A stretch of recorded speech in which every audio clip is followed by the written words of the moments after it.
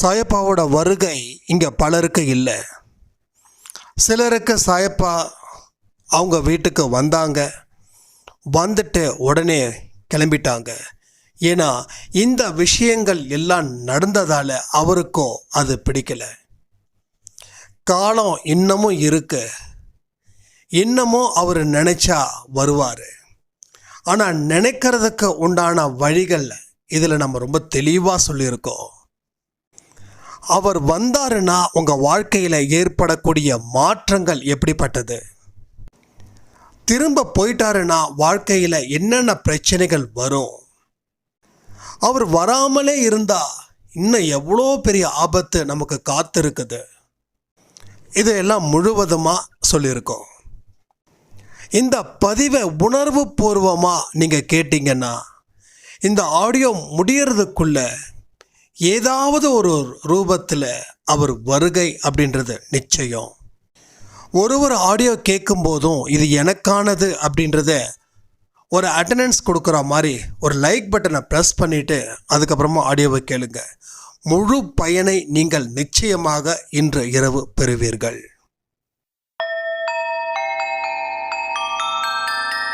ஓம் சாயிரா சாயிரா, ஓம் சாயிரா சாயிரா, ஓம் சாயிரா சாயிரா, அன்பே சாயிரா, பேரன்பே சாயிரா, அகிலம் தளிக்க ஆத்மா விழிக்க அனுதினம் சாயிரா, எங்கள் அன்பே சாயிரா.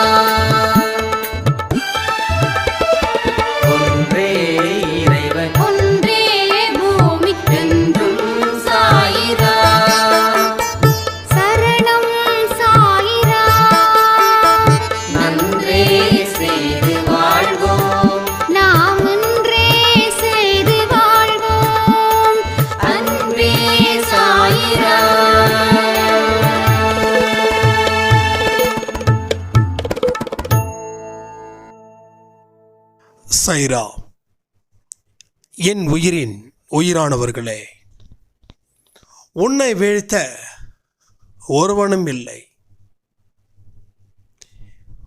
உங்களை தோற்கடிக்க ஒருவனும் இல்லை, உங்களை அவமானப்படுத்தவும் இனி யாரும் பிறக்க போவதும் இல்லை, உங்களை அழிக்க நினைப்பவர்களும் இனிமே என்ன பண்ணாலும் அது நடக்காது. இது எல்லாமே சாயப்பா நமக்குள்ள வந்ததுக்கப்புறம் அவர் நமக்கு கொடுத்த ஒரு பெரிய நம்பிக்கை. இந்த நம்பிக்கை உங்களுக்கு இருந்துச்சு அப்படின்னா லைக் பண்ணுங்க, கமெண்ட் செக்ஷனில் போயிட்டு உங்களோட சொந்த ஒப்பீனியனை எழுதுங்க. சாயப்பாவோட வருகை எப்படிப்பட்டதாக இருக்கும் அப்படின்னு ஒரு சாய்ராம் கேட்கறதுக்கு உண்டான பதில்கள் தான் இத்தனையும். அப்போ உன்னை அழிக்க வீழ்த்த, உன்னை அவமானப்படுத்த இனி ஒருத்தனும் வரப்போகிறது இல்லை. அதை நல்லா தெரிஞ்சுக்கணும். ஏன்னா ஒரு பெரியவருடைய ஒரு வருகை, ஒரு பலசாலியோட வருகை நம்மக்கிட்ட இருக்கு. அதனால் எந்த பலகீனமான மனுஷங்களும் தொடவே முடியாது. ஏன்னா நம்ம சாயப்பா அவ்வளோ பெரிய ஒரு பலசாலி. 1,00,000 பேர் வந்தாலும் சரி, சாயப்பா நம்ம பக்கம் நின்னாருன்னா அந்த 1,00,000 பேரை மட்டும் இல்லை, கோடி கோடியான பேரை கூட நம்மளால் வீழ்த்த முடியும். இந்த நம்பிக்கையை உங்கள் மனசில் நீங்கள் விதைச்சி பாருங்களேன். உங்கள் வாழ்க்கை இன்னும் சுறுசுறுப்பாகும், இன்னும் அற்புதங்கள் பெருகும், அதிசயங்கள் பெருகும், நல்ல வழிகளும் பிறக்கும். என்னமோ பேசணும் அப்படின்றதுக்காக பேசலை. இது எல்லாமே சாயப்பா கொடுத்த ஒரு வாழ்க்கை. இந்த வாழ்க்கையில் நாம் நிச்சயமாக சாதிக்கலைன்னா வேறு இது மாதிரியான ஆப்பர்ச்சுனிட்டி உங்கள் வாழ்க்கையில் என்னைக்கும் வராமல் போகலாம். ஏன்னா மனுஷன் ஒரு பிறவிலையும் ஒரு விதமான அனுபவத்தை அவன் அடைகிறான். இந்த ஜென்மத்தில் இந்த அனுபவத்தை அடைஞ்சு அதில் வெற்றி பெற்றால் மட்டுமே அடுத்த ஜென்மத்தில் அது சாத்தியம். அப்போ இந்த ஜென்மத்தில் வெற்றி பெறலைன்னா அடுத்த ஜென்மம் எப்படி இருக்கும் அப்படின்னு நமக்கு தெரியாது. ஒவ்வொரு வகுப்பில் இருந்தும் அடுத்த வகுப்புக்கு போகணும் அப்படின்னா பாஸ் பண்ணாதான், ஃபெயிலான சான்ஸே கிடையாது. இப்போ நல்ல வாத்தியார் கிடைச்சிருக்காரு, நல்ல ஸ்டூடெண்ட் கிடைச்சிருக்காங்க, நமக்கு இப்போ படிக்கணுன்ற தாட்டும் இருக்குது. ஆனால் இந்த இடத்துல நம்ம ஜெயிக்கலைன்னா அடுத்த வருஷம் நம்ம தோற்று இதே கிளாஸில் உட்கார்ந்தா இந்த மாதிரியான வாய்ப்புகள் கிடைக்காமலும் போகலாம். அப்போ நாம எல்லாரும் ஒன்னா சேர்ந்து அன்பே சாயப்பா கிட்ட அவரோட வருகை எனக்கு வேணும், நீ எனக்குள்ள வரணும், நான் உனக்குள்ள இருக்கணும், அப்பதான் என் வாழ்க்கையில் நான் ஜெயிக்க முடியும், இல்லைன்னா நான் ஒன்றுத்துக்கும் உதவாத மனுஷனாக போயிடுவேன்னு மனதுருகி அவரை அடையுங்கள். எங்க நான் சொன்னதை மறுபடியும் சொல்லுங்க கமெண்ட்ல. உனக்குள்ள நான், எனக்குள்ள நீ வரணும். அப்படி வந்தாதான் நான் வாழ்க்கையில் வெல்ல முடியும், இல்லைன்னா நான் ஒன்றுத்துக்கும் உதவாத ஒரு மனுஷனா இந்த மண்ணுக்குள்ளே போயிடுவேன். இது முக்கியமான வார்த்தை. இந்த வார்த்தைகளை நீங்கள் ஞாபகப்படுத்தணும் அடிக்கடி. அதுக்கு நீங்கள் கமெண்ட் பண்ணுங்கள். அந்த கமெண்ட்டை ஸ்க்ரீன்ஷாட் எடுத்துக்கோங்க. அந்த ஸ்க்ரீன்ஷாட் எடுத்ததை தனி ஃபோல்டர்ஸை போடுங்க. எப்பப்பெல்லாம் உங்கள் மனசில் இந்த மாதிரி நம்ம தோத்துட்டோம் அப்படின்னு நினைக்கிறோமோ அப்பெல்லாம் இதை திரும்ப திரும்ப திரும்ப திரும்ப கேளுங்க, பாருங்க. அப்போ அவரோட வருகை ரொம்ப ரொம்ப ரொம்ப சுவாரஸ்யமானது, ரொம்ப பலமானது, மிக பெரிய அற்புதத்தை செய்யக்கூடியது, உங்கள் வாழ்க்கையை மாற்றக்கூடிய விஷயந்தான் இந்த அவரோட வருகை. அவரோட வருகை ரொம்ப தூரம்லாம் இல்லைங்க. நீங்கள் மனசு வச்சிங்கன்னா அடுத்த நொடி, நீங்கள் மனசு வைக்கலைன்னா இந்த ஜென்மத்தில் இல்லை. நீங்கள் மனசு வைக்கணும். அன்பே சாய் ஆடியோவை யாரெல்லாம் முழுக்க கேட்டு அதில் உண்மை இருக்குதுன்னு நம்பி அதன்படி வாழ்க்கையை வாழ ஆரம்பிக்கிறாங்களோ அவங்களுக்கு சாயப்பாவோட வருகை கூடிய சீக்கிரம் நடக்க போகுது. இதெல்லாம் நமக்கு நடக்குமா, நடந்தால் பரவாயில்லன்னு நினைக்கிறவங்களுக்கு வருகை தாமதமாகும். அதெல்லாம் நடக்காது, என் வாழ்க்கை இப்படி தான் அப்படின்றவங்களுக்கு கடைசி வரைக்கும் நடக்காது. 3 இதில் நீங்கள் எந்த பிரிவுன்றதை யோசிச்சு பாருங்க. நிறைய பேருக்கு அவரோட வருகை இருக்கு, அதனால் பெரிய அளவில் வாழ்ந்துக்கிட்டு இருக்காங்க. அது நிறைய பேரை என்னால் சொல்ல முடியும். ஆனால் சிலரை சொன்னால் பலர் கோச்சிப்பாங்கன்னு சொல்லி நான் சொல்லலை. ஆனால் உண்மை இங்கே யாரெல்லாம் சாதிச்சிருக்கீங்கன்னு நீங்கள் உங்களுடைய வாயாலேயே இங்கே சொல்லுங்க. தப்பான கமிட்மெண்ட் யாரும் கொடுக்கக்கூடாது. நம்ம அன்பே சாயில் 1 லட்சத்துக்கு மேலே கிட்டத்தட்ட 1,20,000 பேர். ஆனால் தொடர்ந்து ஆடியோ பார்க்குறவங்க அப்படின்றது ஒரு நாளைக்கு இந்த ஆடியோ பார்ப்பாங்க, இன்னொரு நாளைக்கு இன்னொரு ஆடியோ பார்ப்பாங்க. அதை பற்றி நான் கவலைப்படலை.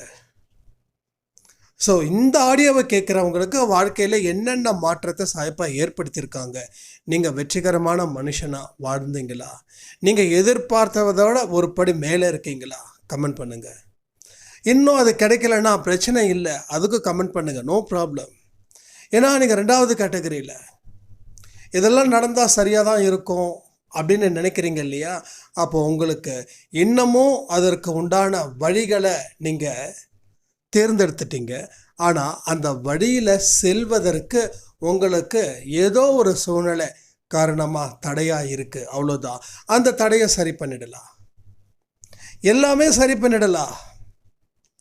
எல்லாமே, ஒரு விஷயம் கூட பாக்கி இல்லை, எல்லாமே சரி பண்ணிடலாம்.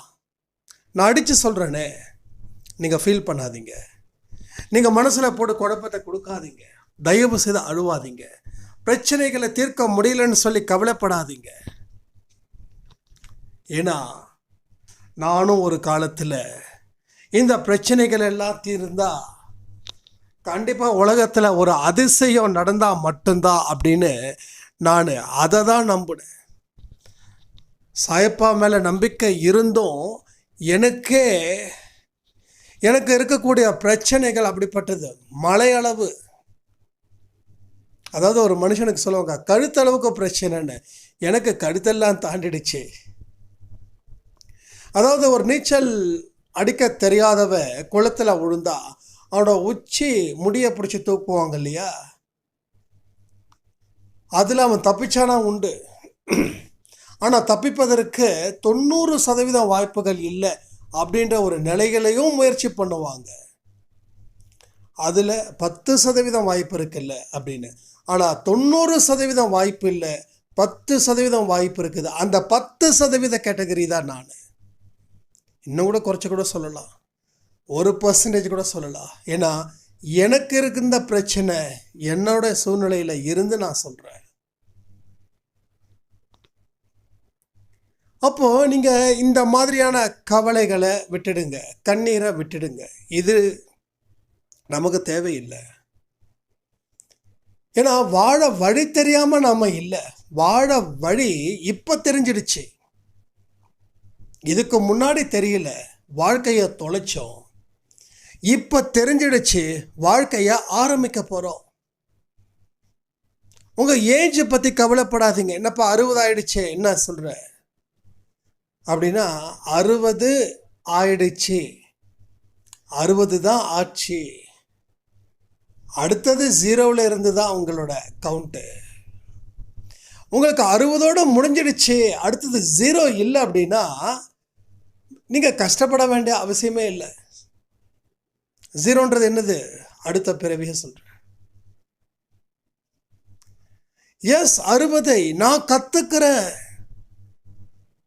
நான் ஒன்றும் இல்லைங்க, ஒரு 70 வயசு ஒரு அம்மா, அவங்க சொல்லக்கூடிய வார்த்தைகள் பார்த்தீங்கன்னா அவ்வளோ முத்தான வார்த்தைகள். ஒரு ஆடியோ கொடுத்துருந்தாங்க. தம்பி எனக்கு 70 வயசு, கிட்டத்தட்ட 60 வயசில் இருந்து எனக்கு ஒரு விதமான பதட்டம், ஒரு குழப்பம், ஒரு பயம். ஆனால் இதுக்கு மேலே நம்ம வாழ்க்கையில் ஒன்றும் இல்லைன்னு நினச்ச தருணம், ஒரு நாள் நான் அழுத கண்ணீர் விட்டு. அப்போ என்னோட பேத்திக்கிட்ட நான் சொன்னேன், உங்கள் தாத்தா போன இடத்துக்கே நானும் போயிருந்தா ரொம்ப நல்லா இருக்குமே அப்படின்னு. என் பேத்தி என்ன திட்டுனா, பாட்டி நீ தான் பாட்டி எனக்கு சொத்து, நீ வளர்த்தவ, நீ தான் பாட்டி என்ன வளர்த்த, நீ இப்படி சொல்லக்கூடாது. நான் ஒரு விஷயம் சொல்லட்டுமா, நீ கேட்குறியா அப்படின்ன உடனே சொல்லுமான்னு கேட்டிருக்காங்க. இந்த ஆடியோவில் இருக்கிறது கேளு அப்படின்னு. இதுக்கு மேலே நான் கேட்டு என்ன பண்ண போகிறேன் அப்படின்னு. இல்லை பாட்டி நீ கேட்குற, இது என் மேலே சத்தியம், நீ கேட்குற. அன்னைக்கு கேட்க ஆரம்பித்தேன்ப்பா, இன்னைக்கு நீ என்னென்னலாம் பேசுகிறியோ எல்லாமே எனக்கு தெரியும். இன்னைக்கு என் பதட்டம் இல்லை, பயம் இல்லை, குறையே இல்லை. இன்னும் 10 வருஷத்துக்கு நான் வாழுவேன். மாதத்துக்கு ஒரு நாள் நான் ஹாஸ்பிட்டல் போனேன்.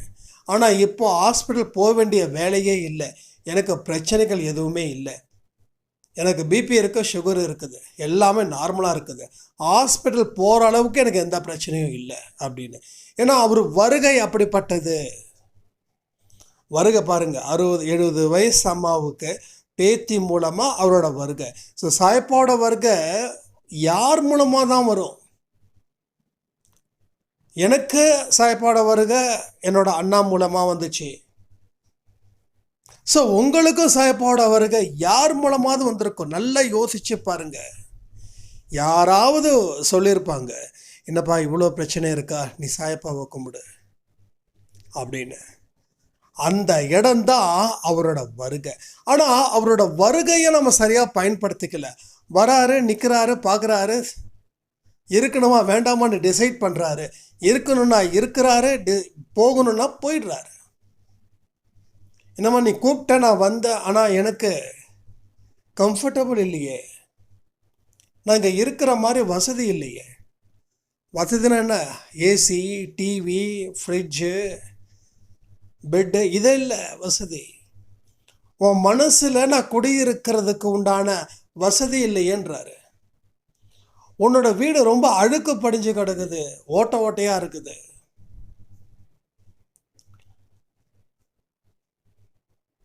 எனக்கு இங்க சுத்தமா படுத்து தூங்குறதுக்கு இடமே இல்லை, எல்லா பக்கமும் அழுக்கு. அந்த அழுக்குன்றது என்ன தெரியுமா? உங்க மனசுல இருக்கக்கூடிய தீய எண்ணங்கள், அதுதான் அழுக்குன்றாரு. அந்த அழுக்கை நீ சரி பண்ண, அதுக்கப்புறமா நான் வரேன்னு கிளம்பிடுறாரு. அதனால தான் சில பேருக்கு எனக்கு ஒன்றும் கிடைக்கலையே அப்படின்னு சொல்கிறாங்க இல்லையா, அவங்களுக்கு இது பொருந்தும். உடனே தப்பாக நினச்சிக்க வேண்டாம். இல்லை, என் மனசு சுத்தந்தான் அப்படின்னு. நீங்கள் என்னைக்கு என் மனசு சுத்தமாக இருக்குதுன்னு சொல்கிறீங்களோ அன்னைக்கு நீங்கள் அதை சுத்தம் செய்யறத நிறுத்திட்டீங்கன்னு அர்த்தம். சுத்தமாக தானே இருக்குது பாருங்க அப்படின்னா நீங்கள் சுத்தம் செய்கிறத நிறுத்திட்டீங்க. இல்லை, நான் சுத்தப்படுத்திக்கிட்டே இருக்கிறேன் அப்படின்னா தான் அது சுத்தமாக இருக்குதுன்னு அர்த்தம். நான் வாழ்ந்துட்டேன், வளர்ந்துட்டேன், எனக்கு அறிவு வந்துடுச்சு அப்படின்னா நம்ம அதை மேற்கொண்டு உருவாக்கலைன்னு அர்த்தம். நாமளா ஒரு அனுபவத்தை வச்சுக்கிட்டு இதுதான் அதுன்னு நினைக்கிறோம்ல, அங்கே தான் பிரச்சனை ஸ்டார்ட் ஆகுது. அப்போ அவரோட வருகை வந்தால் சட்டுன்னு கேஷ் பண்ணணும். அதுக்கு தகுந்த தயார் நிலையில் நீங்கள் வச்சிருக்கணும். இது உங்கள் வீட்டை. வீடு மீன்ஸ் உங்கள் மனசு. இந்த மாதிரியான விஷயங்களை நம்ம உருவாக்கும் போது தான் அவரோட வருகை, நான் எடுத்தோடனே சொன்னேனே ஆடியோவோட முதல்ல, அது எல்லாமே நடக்கும். உன்னை வீழ்த்த ஒருவனும் பிறக்க போகிறது இல்லை, உன்னை அழிக்கவும் இல்லை. உன்னை அழிக்கணும்னு நினைச்சவங்களும் உன்னை எந்த நிமிஷத்துலேயும் நெருங்கவே முடியாது. ஏன்னா எல்லா இடத்துலையும் அந்த பாதுகாப்பு அப்படின்றது ஒன்று இருக்கு. எனக்கு சில விஷயங்கள் அதை நான் ரொம்ப ஓப்பனாக சொல்ல முடியாது, ஆனாலும் சும்மா மேலோட்டமாக சொல்கிறேன். என்ன சில பேர் ஏதோ ஒரு விஷயத்தில் ஒரு மாய வலையில் தள்ளுறதுக்கு முயற்சிகள் செய்வாங்க.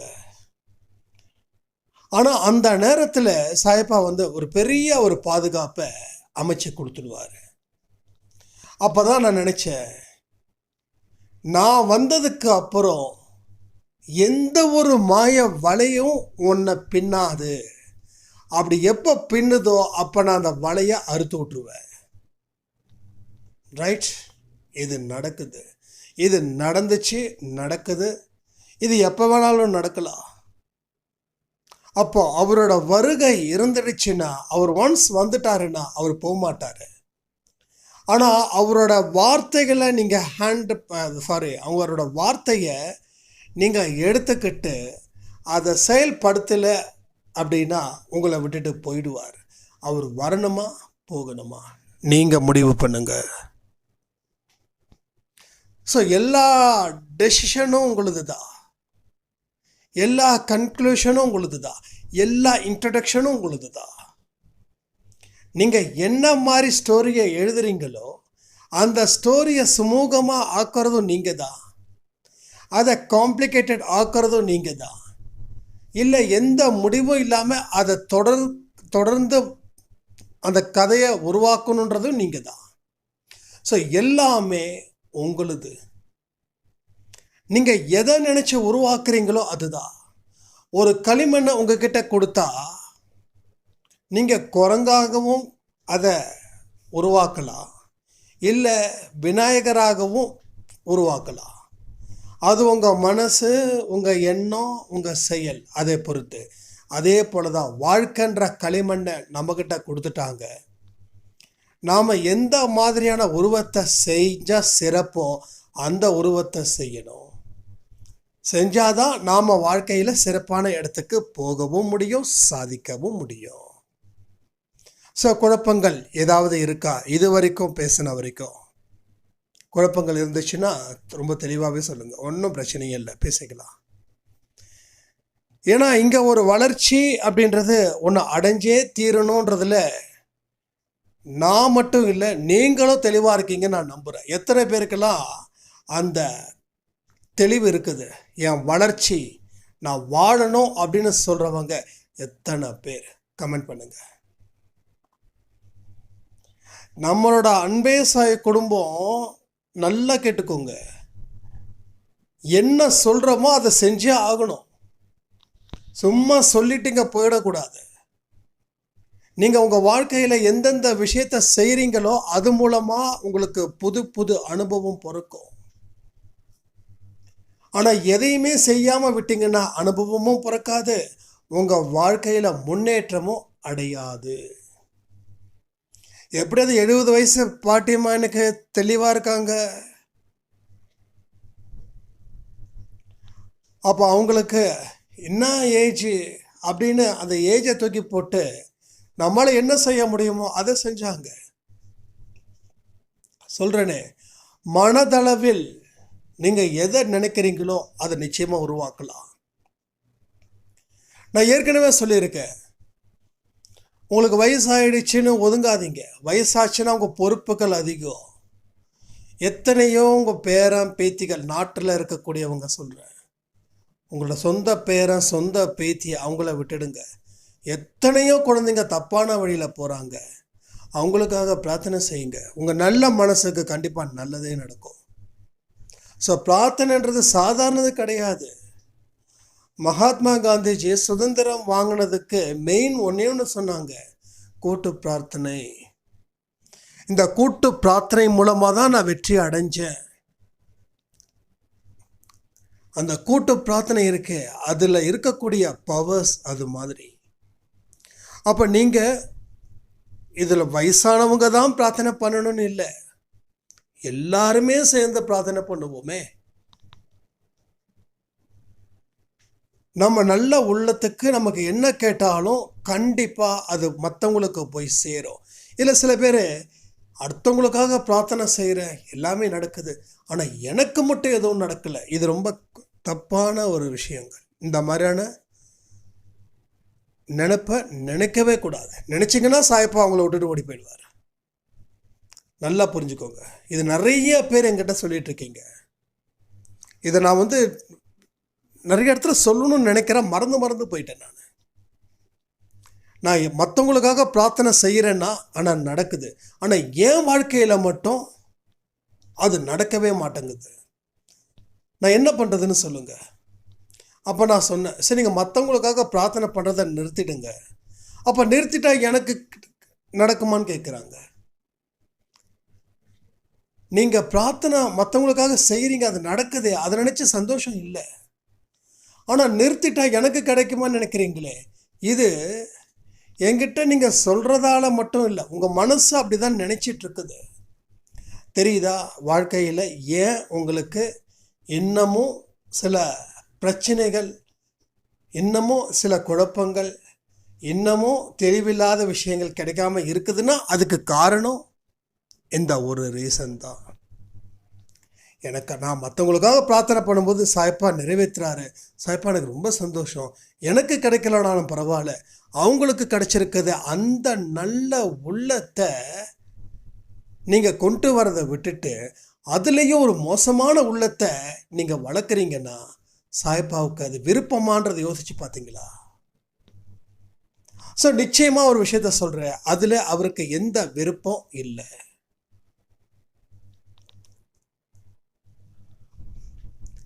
யார் எந்த சுயநலமும் இல்லாமல் கடவுள்கிட்ட வராங்களோ அன்னையில் இருந்து அவங்களோட வாழ்க்கையே மாறுது. ஸோ என்னோட வாழ்க்கை மாறினதுக்கு காரணமே அந்த ஒரு விஷயந்தான். நான் என்னை பற்றி பெருமையாக பேசுகிறேன்னு நீங்கள் நினச்சிக்கிட்டீங்கன்னா அது ரொம்ப தப்பு. என்னை பற்றி நான் பெருமையாக பேசிக்கிறது என்னோட முகத்தில் நானே சாணியை பூசிக்கிற மாதிரி. எனக்கு நடந்த அனுபவத்தை மட்டும்தான் சொல்கிறேன், நல்லா புரிஞ்சுக்கோங்க. எனக்கு கடனில் அத்தனை பிரச்சனைகள் இருக்குது. அடுத்த நிமிஷம் என் வீட்டுக்கு வந்து என்னை அசிங்கப்படுத்த ஒரு கூட்டம் இருக்குது. ஆனால் அந்த நேரத்தில் கூட யாருக்காவது பிரார்த்தனை செய்யணும்னு சொல்லி கேட்டாங்கன்னா 2 நிமிஷமோ 5 நிமிஷமோ கண்களை மூடி பிரார்த்தனை செய்வேன். அதுக்கப்புறம் அந்த பிரச்சனைகளை நான் ஃபேஸ் பண்ணியிருக்கேன். இது நிறைய நடந்தது, 1 இல்லை 2 இல்லை, நிறைய நடந்தது. ஏன்னா சாய்பா கொடுத்த வாய்ப்பை பயன்படுத்திக்கணும். அப்போது இதெல்லாம் நடந்தாதான் என் பிரச்சனை தீரும்னா இல்லை. இவங்களுக்கு பிரார்த்தனை பண்ணதுக்கப்புறம் வெளியில் வந்து அவங்ககிட்ட பேசுனதுக்கப்புறம் அவன் கண்ணா பின்னான்னு பேசுவாங்க. அதை கேட்கணும். அதை கேட்கும்போது நமக்கு மனசு வலிக்கும், பாரம் அதிகரிக்கும். ஆனால் மற்றவங்க என் கூட இருக்கிறவங்க சொன்ன வார்த்தை ஒன்றே ஒன்று தான், எல்லாத்துக்கும் நீ பண்ணுற, எல்லாத்துக்கும் நல்லது நடக்குது, ஆனால் உனக்கு மட்டும் ஏன் தான் அந்த கடவுள் இப்படி எது செய்யலையோ அப்படின்னு. அப்போ கூட நான் வந்து வாதம் செய்ய மாட்டேன். ஒரு சிரிப்பை சிரிச்சுக்கிட்டு நான் படுக்கு போயிடுவேன். ஏன்னா கடன் நான் வந்து கொழுப்பெடுத்து போய் வாங்கினேன். என்னோட வியாபாரத்தை அந்த அறிவை பயன்படுத்திக்காம கடன் வாங்கி நான் வியாபாரம் பண்ணும்போதே நான் 1ஆம் நம்பர் முட்டாளாக இருந்தேன். நான் முட்டாளாக மாறுறதுக்கு கடவுள் மேலே நான் எப்படி பழி சொல்ல முடியும்? என் கஷ்டத்தை நான் அனுபவிக்கிறேன். என் கஷ்டத்தை அனுபவிக்கிறது ஒன்று தான், எனக்குரிய தண்டனையை அனுபவிக்கிறது ஒன்று தான்.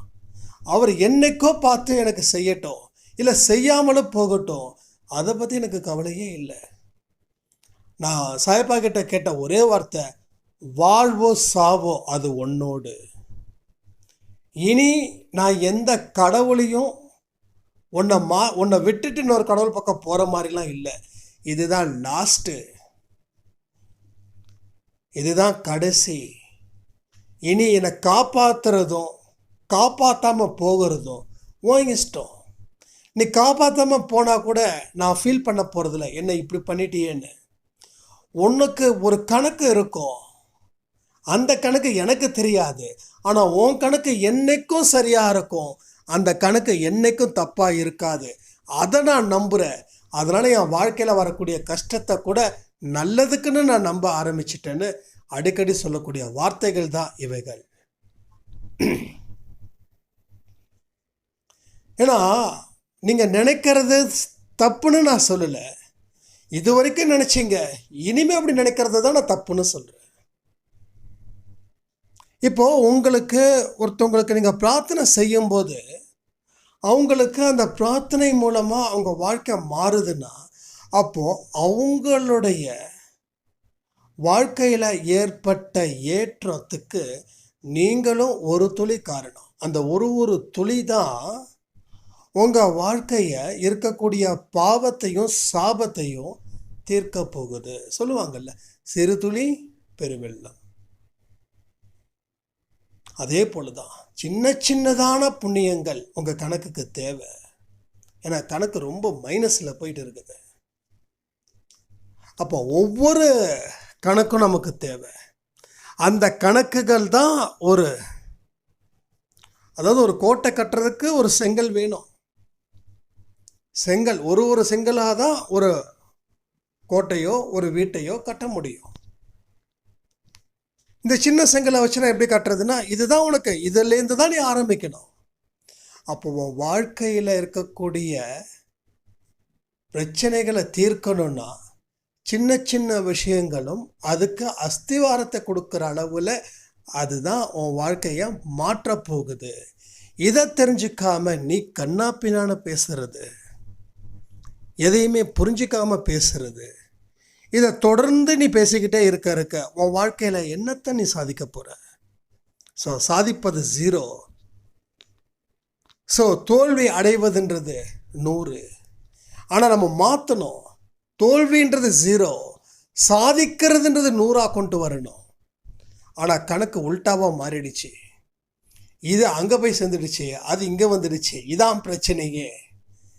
வெற்றி பெற வேண்டிய இடத்துல தோல்வியை சந்திச்சுட்டு இருக்கீங்கன்னா அதுக்கு காரணம் இந்த மாதிரியான மனநிலை. முதல்ல இந்த மனநிலையை தூக்கி எறியணும். இதை தூக்கி எறியறது ஒன்றும் பெரிய சமாச்சாரம் கிடையாது. கொஞ்சம் சொன்னதை நினச்சி பார்த்து இதில் இருக்கக்கூடிய உண்மைகளை புரிஞ்சால் ஆட்டோமேட்டிக்காக தூக்கி எறிஞ்சிடலாம். எண்ணங்களை பொறுத்த வரைக்கும் சில பேர் சொல்லுவாங்க, அது மாற்றுறது ரொம்ப கஷ்டம். நான் சொல்லட்டுமா? ரொம்ப ஈஸி. உட்காந்த இடத்துல அந்த எண்ணங்களை மாற்றிடலாம். ஆனால் அந்த எண்ணங்களை மாற்றுவதற்கு ஒரு சரியான சரியான அறிவு தேவைப்படுது. அறிவு தேவைப்படுது, ஒரு புரிதல் தேவைப்படுது. இப்போ நம்ம இவ்வளோ தூரம் சொல்கிறோம், இந்த ஆடியோவில் சொல்ல சொல்ல உங்களுக்கு சில புரிதல்கள் ஏற்பட்டு இருக்கும். அந்த புரிதலும் அந்த அறிவும் எந்த அளவுக்கு ஆழமானதோ, எந்த அளவுக்கு நுட்பமானதோ, அது உடனுக்கு உடனே அந்த எண்ணங்களை மாற்றும். அவ்வளோதாங்க. அப்போது நீங்கள் கேட்குற இடத்துலையே நீங்கள் எந்த அளவுக்கு ஆழமாக நுட்பமாக கேட்குறீங்களோ அதை பொறுத்து உங்கள் எண்ணங்கள் சீக்கிரமாக மாறப்போகுது. எண்ணங்கள் மாறினாவே வெற்றி வாய்ப்புகள் பிரகாசிக்கப்படும். அப்போ அவர் எல்லா இடத்துலையும் இருக்காரு, ஆனால் உங்கள் மனசுன்ற வீட்டுக்குள்ளே வரணும்னு துடிக்கிறாரு. அவரை வர வச்சிட்டோம் அப்படின்னா பிரச்சனைகள் தீர்ந்தது. ஆனால் அவர் எப்படிப்பட்ட வீட்டில் வசிப்பார், இதை பொறுத்து தான் அவர் நம்ம வீட்டுக்கு வருவதும் வராததும். சில பேருக்கு அற்புதம் நடக்குது, அதிசயம் நடக்குது, வாழ்க்கை மாறுதுன்னா அவர் அந்த வீட்டுக்குள்ளே குடியிருக்கிறாருன்னு. இன்னும் சில பேர் சொல்லுவாங்க, சாய்ப்பா எனக்கு நிறைய செஞ்சார், ஆனால் இப்போது தோல்வியே சந்திச்சிட்ருக்கனே அப்படின்னுவாங்க. அப்போது அவர் உங்கள் வீட்டை விட்டு வெளியில் போயிட்டாருன்னு அர்த்தம். ஏன் அர்த்தம் அப்படின்னா, நீங்கள் எல்லாமே கிடைச்சதுக்கப்புறம் உங்கள் வீட்டை வசதிப்படுத்தி கொடுக்கல. நீங்கள் உங்களோட பிரச்சனைகள் என்ன, ஒரு மெயினான பிரச்சனை இருந்துச்சு, அதுக்கு தகுந்த மாதிரி வசதியை ஏற்படுத்தினீங்க, வந்தார், தங்கினார், அவர் நிரந்தரமாக தங்க தான் வந்திருக்காரு. ஆனால் நீங்கள் உங்கள் பிரச்சனைகள் தீர்ந்ததுக்கப்புறம் நீங்கள் உங்கள் வீட்டை அவருக்கு தகுந்த வசதியை கொடுக்க மறந்துட்டீங்க. பார்க்குறாரு பார்த்துக்கிட்டே இருக்காரு. சரி, இதுக்கு மேலே நாம் இங்கே இருந்தால் அது நல்லதுக்கு இல்லை அப்படின்னு சொல்லி கிளம்புறாரு. அதனால் மறுபடியும் பிரச்சனைகள் துரத்துது. It's very simple. இதுக்கு பெரிய அளவில் அறிவுலாம் தேவைப்படாது. உங்களுக்குள்ள கேள்விகள் கேட்கும்போது தெரியும், அன்னைக்கு ஏன் ஜெயித்தோம், இன்றைக்கி ஏன் ஜெயிக்கலை, அன்றைக்கி ஏன் சாய்ப்பா அள்ளி கொடுத்தாரு, இன்றைக்கி ஏன் அள்ளி கொடுக்கலன்னா அதுக்கு காரணமும் இதுதான். அள்ளி கொடுக்கல, நான் வாழ்க்கையில் துன்பத்தை பார்க்குறேன், எனக்கு பயம் வந்துடுச்சு அப்படின்றவங்களுக்கு தான் இது பொருந்தும். கஷ்டங்கள் வருது ஆனால் நம்பிக்கை இருக்குதுன்னா அவர் உங்கள் வீட்டில் தான் இருக்கார், அது உங்கள் மனசுன்ற வீட்டில் தான் இருக்கார். ஏன்னா ஒவ்வொரு கஷ்டத்தோட முடிவும் ஒரு வெற்றியின் ஆரம்பம். வெற்றியோட ஆரம்பம் எங்கே இருக்குதுன்னா ஒவ்வொரு கஷ்டத்தோட முடிவிலையும் தான் வெற்றியின் ஆரம்பம். அதுதான் மாற்றம்னு சொல்கிறோம். ஸோ மாற்றம் ஒன்றே மாறாததுன்னு சொல்லுவாங்க. அப்போ நம்ம வாழ்க்கை ஏன் மாறிச்சு அப்படின்னா, உனக்கு ஏதோ ஒரு கஷ்டங்கள் வந்துச்சு, அதனால் நீ மாறின, நீயும் மாறின, உன் வாழ்க்கையும் மாறிச்சு. ஆனால் முன்ன இருந்ததை விட நீ நல்லா இருக்க. அதுக்கு காரணம் அந்த கஷ்டத்தினால் உன் வாழ்க்கை மாற்றத்தின் விளைவாக வந்த ஒரு விஷயம். நீ எந்த மாய வழியிலையும் சிக்கலை, எந்த தப்பான வழியிலையும் போகலை. அன்னைக்கு என்ன ஸ்ட்ராங் பொசிஷனில் இருந்தியோ அதே பொசிஷனில் இப்போ வரைக்கும் நீ நிற்கிற. எங்கிட்ட இன்னொரு சாய்ராம் கேட்டாங்க, நம்ம முத வாட்ஸ்அப் குரூப்பில் ஆரம்பிச்சிருக்கும்போது அப்பையும் நமக்கு ஒரு குரூப்புக்கு 30 பேர் 30-40 பேர் இருப்பாங்க. மொத்தம் 3 குரூப் 4 குரூப் அது மாதிரி வச்சுருந்தோம்.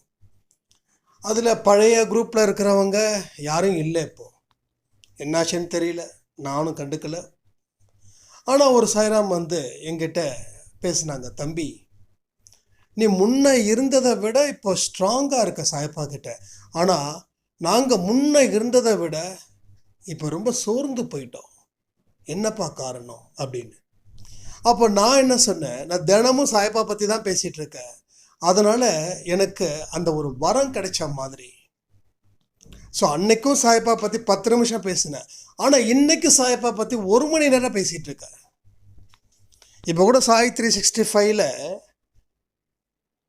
எனக்கு ஆடியோ கிடைக்கல, அது மாதிரி சாய்ராம் எனக்கு டேட்டா ப்ராப்ளம் இருக்குது, அதனால் என்னால் ஆடியோ எனக்கு கொடுக்க முடியல அப்படின்னு. சரி, ஓகே, நோ ப்ராப்ளம். ஏன்னா பழைய ஆடியோ போடுறதுல எனக்கு விருப்பம் இல்லை. ஓகே, நமக்கு டைம் இருக்குது, 5 மணிக்கு நம்ம சாய்ராம்ஸ் எதிர்பார்ப்பாங்க சாய் 365ல் எவ்ரிடே 5 o'clock. அதனால் ஓகே நம்ம பேசிடுவோம்னு சொல்லிட்டு சட்டுன்னு 8 நிமிஷத்தில் பேசி முடிச்சுட்டு அதை 15 நிமிஷத்தில் 5:45 கரெக்டாக 4:45 கரெக்டாக ஆடியோ கொடுக்க ஆரம்பித்தேன். 5:15 முடித்தேன். சாயப்பாவுடைய அவரோட துணை, ரெண்டாவது அவரை பற்றியே நான் நினச்சிக்கிட்டு இருக்கிறேன். அவர் தான் வாழ்க்கைன்னு நினைக்கிறேன். அதனால் எல்லாமே ரொம்ப இயல்பாகவே கிடைக்குது. எதுவுமே கஷ்டப்பட வேண்டிய அவசியமே இல்லை. இங்கே எல்லாமே சரி.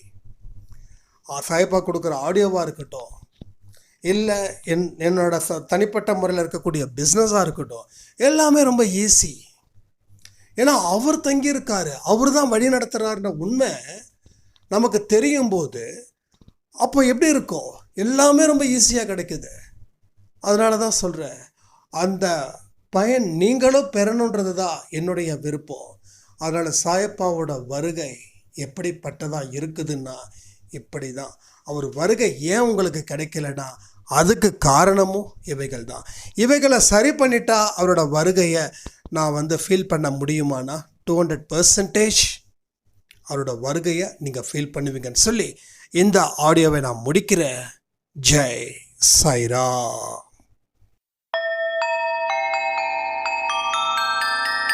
ஓம் சாயிரா.